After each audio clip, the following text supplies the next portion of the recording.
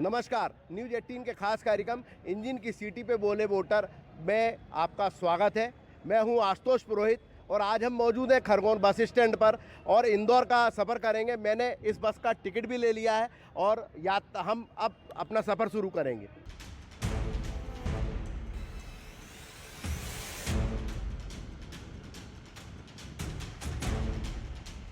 सिर पे अगर चुनाव हो तो जो सफ़र रहता है उसमें भी चुनाव की चर्चा होती है। हम इंदौर जाने वाली जो यात्री बस है उसमें मौजूद है और हमारे साथ यात्री भी मौजूद है। आइए हम यात्रियों से चर्चा करते हैं। विशेष रूप से खरगोन ज़िला जो है आदिवासी बाहुल ज़िला है और यहाँ पर जो परिवहन का साधन है वो बस ही है। यहाँ रेल की सुविधा नहीं है। यात्रियों को अपना जो सफ़र है वो बस में ही करना पड़ता है, इसलिए हम बस में मौजूद हैं और सबसे पहले हम लोगों से जानेंगे कि ये जो सफ़र है इस सफ़र को लेकर क्या कहना चाहेंगे। आप जैसे अभी इंदौर जा रहे हैं, क्या कहना चाहेंगे? अभी हम लोग बस से यात्रा कर रहे हैं। खरगोन जिले का एक दुर्भाग्य है कि पिछले 70 साल से यहाँ रेल की मांग चली आ रही है, परंतु वो मांग पूरी नहीं हो रही है। पिछले हम पेंशनर एसोसिएशन की तरफ से 1 साल से पूरा मेहनत कर रहे हैं। हमने सम्मेलन किए, जगह जगह जा कर के हमने लोगों को इकट्ठा करके बात की है और रेल के मांग पत्र हमने जो है रेल मंत्री से लगा के पीएमओ कार्यालय तक पहुँचाए हैं और लगभग 12,000 रेल लाओ कार्ड हमने प्रधानमंत्री के नाम से खरगोन ज़िले से भेजे हैं। और आगे हमारी जो मांग को देखते हुए पेंशनर एसोसिएशन तरफ से एक वाहन रैली खंडवा से लगा के अलीराजपुर तक के लिए निकालेंगे, क्योंकि ये रेल जितनी बार सर्वे होता है तो हमारे क्षेत्रीय जो प्रतिनिधि हैं वो खंडवा से धार, खंडवा से धार, खंडवा से दाहोद, जो कि 7 बार इसका सर्वे फेल हो चुका है कॉस्ट अधिक होने के कारण। परंतु यहाँ का जनप्रतिनिधि इतना जागृत नहीं है कि उस प्रोजेक्ट रिपोर्ट को पढ़ सके और उसमें जो कमी बेसी है उसको दूर कर सके। पर ये जैसे विधानसभा का चुनाव है तो विधानसभा के चुनाव में क्या रेल का भी मुद्दा रहेगा क्या? विधानसभा में भी रेल का मुद्दा रहेगा, क्योंकि प्रदेश से ये बात उठ के जब केंद्र में जाएगी तभी इसको स्वीकृति मिल सकेगी। ट्रेन का मुद्दा एक चुनाव में मुद्दा रहेगा। सफ़र के दौरान युवा भी मौजूद है, हमारे साथ हैं। और क्या मानते हैं आप, क्या सोचते हैं, ये जो चुनाव है काफ़ी महत्वपूर्ण चुनाव है? जी, जैसे कि हम सब जानते हैं कि अभी हमारे देश ने काफ़ी सारा इतिहास रचा है। जैसे पहला और सफल G20 हुआ है, उसी के साथ चंद्रयान 3 भी लॉन्च हुआ है। तो मेरा यह रहेगा कि मध्य प्रदेश जो है वो एक इतिहास रचे और 100% वोटिंग करी जाए मध्य प्रदेश में। जैसे कि हम जो सरकार है वो 75 रुपीज़ पर पर्सन खर्च करती है वोटिंग के लिए, तो उसका पूरा यूटिलाइजेशन होना चाहिए हमारे प्रदेश द्वारा। और साथ ही जो नरेंद्र मोदी जी हमारे प्रधानमंत्री का सपना है कि यहाँ पर डिजिटल इंडिया है, तो उसी तरह से जो प्रदेश से बाहर है या देश से बाहर युवा और जितने भी जवान पढ़ रहा है वो कैसे वोट करें वहीं बैठे बैठे, उसका डिजिटली उसका कोई समाधान निकलना चाहिए।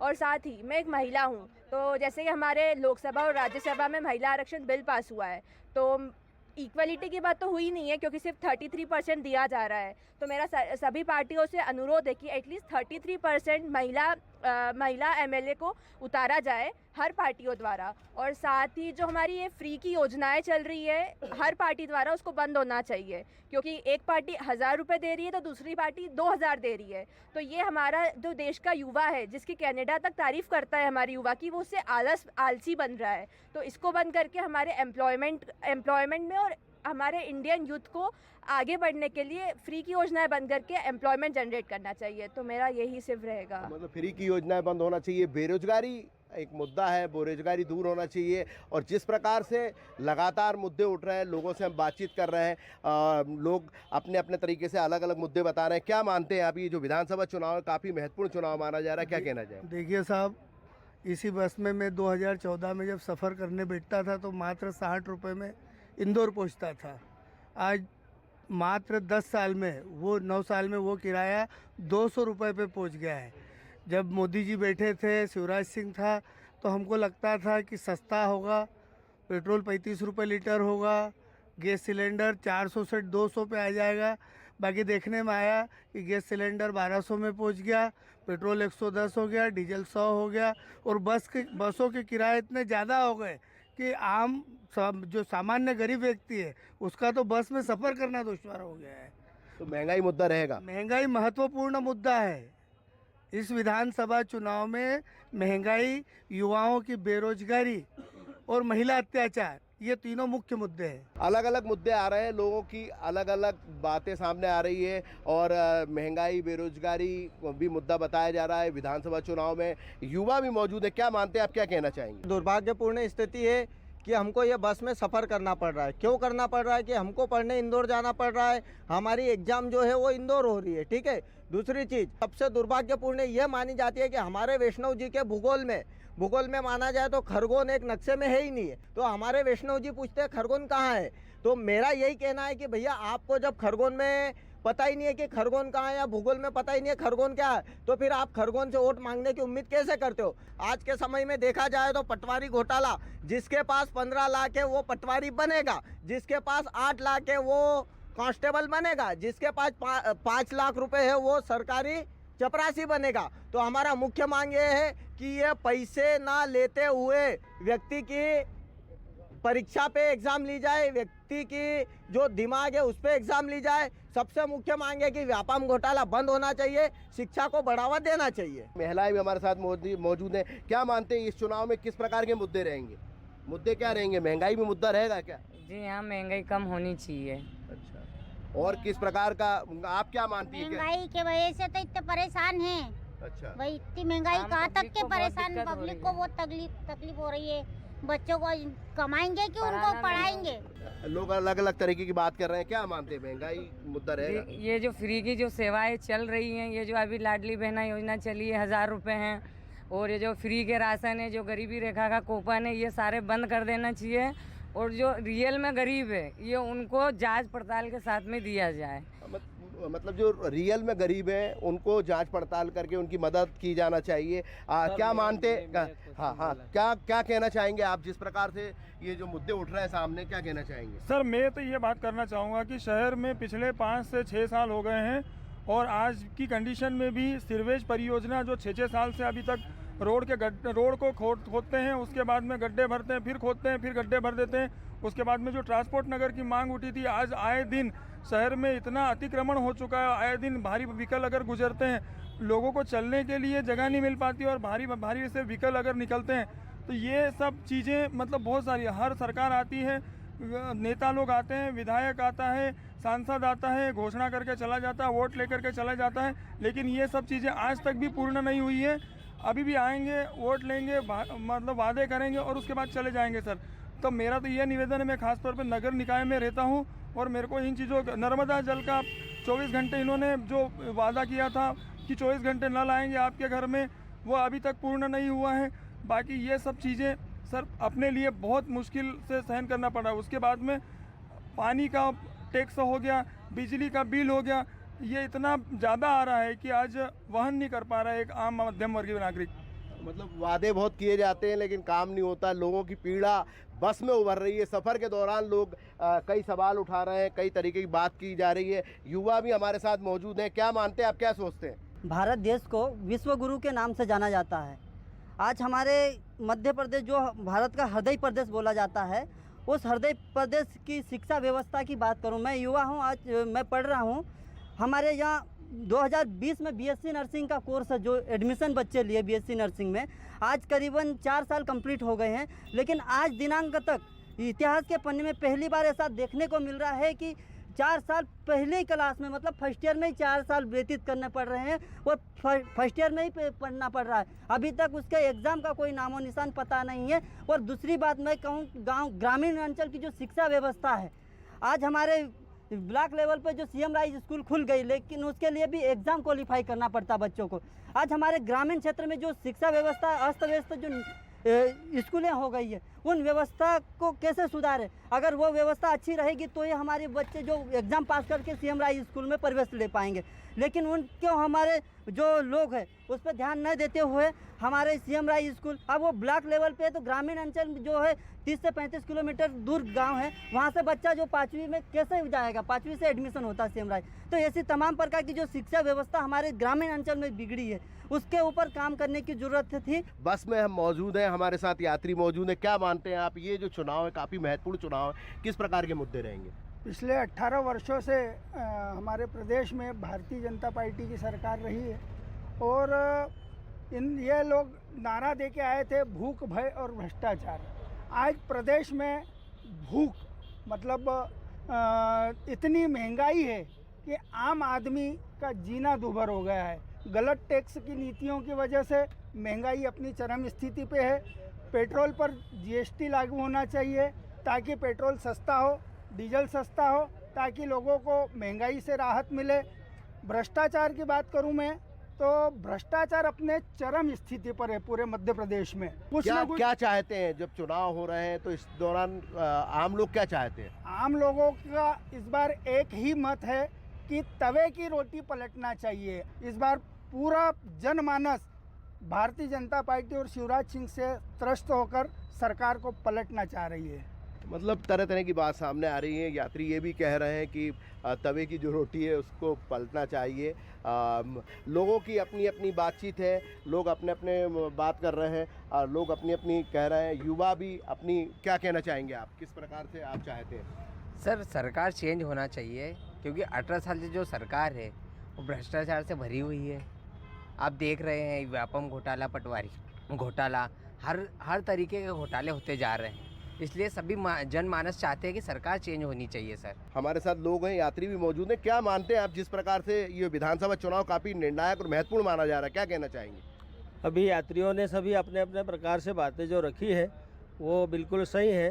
और एक युवा मित्र जो पीछे बैठे हैं उन्होंने बताया कि सरकारें बदलना चाहिए, तो सरकार बदलने से समाधान नहीं होता है। आज हम देखें युवाओं को सबसे बड़ी ताकत की आवश्यकता है। हमारा देश युवाओं का देश है और सबसे ज़्यादा तो मैं किसानों की ओर ध्यान आकर्षित करवाऊंगा सरकार का कि किसानों के लिए जो नुकसान होता है, फसलें बर्बाद हो जाती है, वो प्रकृति के ऊपर आधारित है। तो इन लोगों के लिए कुछ न कुछ ऐसा सिस्टम किया जाए कि जो रात दिन मेहनत करते हैं और जो पढ़ाई करने वाले बच्चों के संबंध में भी मैं चाहता हूं कि यहाँ पर कृषि कॉलेज हो, मेडिकल कॉलेज हो। अगली सवारी ने कहा था कि ट्रेन, तो वास्तव में ट्रेन की भी आवश्यकता है। प्रबुद्ध लोग भी मौजूद हैं, हम उनसे ही चर्चा करना चाहेंगे कि जो मुद्दे उठ रहे हैं इन मुद्दों को लेकर आप क्या कहना चाहेंगे? जो कृषि कॉलेज और मेडिकल कॉलेज की बात आई है। देखो, आज़ादी को लगभग 80 बरस होने को हुए हैं, लेकिन संपूर्ण मध्य प्रदेश में यदि पिछड़े क्षेत्र की बात की जाए तो खरगोन सबसे अधिक पिछड़ा हुआ है। यहाँ पर जिला होने के बाद भी जिला मुख्यालय पे जिला न्यायालय नहीं है। मेडिकल कॉलेज अभी अभी घोषित हुआ है, न जाने कब निर्माण होगा उसका। कृषि कॉलेज नहीं है, रेलवे लाइन नहीं है, इंजीनियरिंग कॉलेज नहीं है, उपभोक्ता फोरम का यहाँ पे कार्यालय नहीं है। तो कुल मिलाकर खरगोन बहुत ज़्यादा पिछड़ा हुआ है। साथ ही यहाँ पर बड़े उद्योग धंधे नहीं है। यदि यहाँ पर बड़े उद्योग धंधे स्थापित हो जाते हैं, किसी प्रकार का कोई रोजगार के लिए कोई उद्योग नहीं, छोटी मोटी जिनिंग फैक्ट्री है जिसमें 2 से 3 महीने काम चलता है और बराबर किसी पढ़े लिखे युवाओं को तो कोई रोजगार नहीं मिल पाता है। इसलिए बड़ी दयनीय स्थिति है। और मैं तो यही कहूँगा कि यहाँ पे जो भी जनप्रतिनिधि चुने जाए खरगोन के विकास की ओर ध्यान दे, यहाँ पर बड़े उद्योग यहाँ पर स्थापित करे। हमारे एक सहयात्री ने अभी उल्लेख किया है कि रेल का मांग हमारे खरगोन जिले की विशेष महत्व रखती है। आज विकास के दौर में हम जी रहे हैं और सबसे बड़ी बात यह कि खरगोन में कृषक वर्ग जो है बहुत मेहनती और बहुत उद्यमी है, परंतु उनकी पैदावार और जो फसल होती है उसका उन्हें माफिक जो है कीमत नहीं मिल पाती है। और उसका मुख्य कारण ही यह है कि यहाँ पर विकास की कमी है। तो खरगोन जिले में आज हम लोग जो है रेल आंदोलन के लिए विशेष प्रयास कर रहे हैं और इसके लिए हम लोग निरंतर प्रयास कर रहे हैं। हमारी एक ही मांग है और एक ही मुद्दा है कि हमारे खरगोन जिले में रेल का आगमन होना चाहिए। किसी शायर ने बहुत सुंदर पंक्तियाँ कही है, नक्शा लेकर हाथ में बच्चा है हैरान, कैसे दीमक खा गई मेरा हिंदुस्तान। तो विकास की बात की जा रही है, लोगों की पीड़ा सामने आ रही है। आप क्या मानते हैं, क्या सोचते हैं? सबसे बड़ा मेन मुद्दा यहाँ का कृषि का है।